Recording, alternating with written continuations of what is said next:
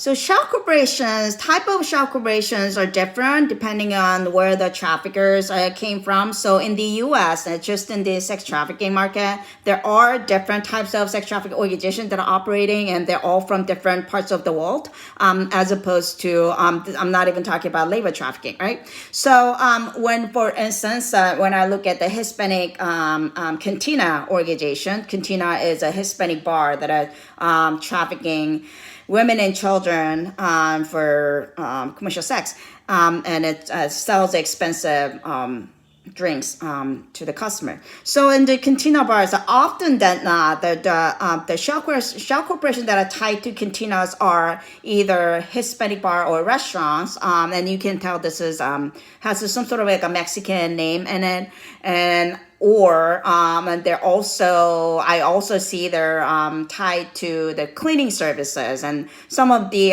corporate the LLCs that are typically hiring a lot of the Hispanic population.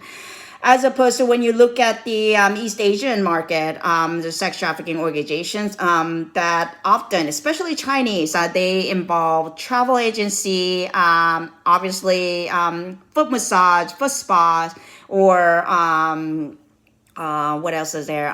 Any sort of the logistic company, or the Chinese buffet restaurant, and kind of thing. So the point of the story is that I just saw an article that was published in Italy, and their Italian mafia, one of the organized crime in Italy, tied to the produce company.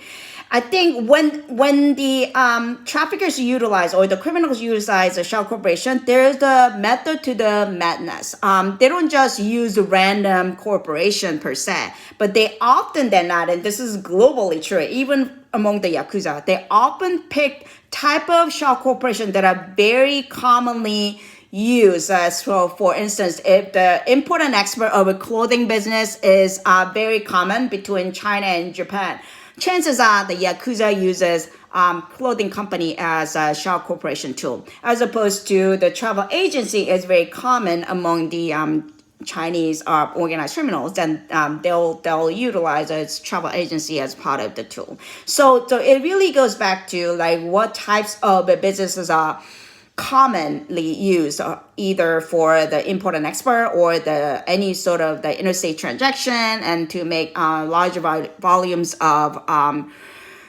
transaction without being noticed too much.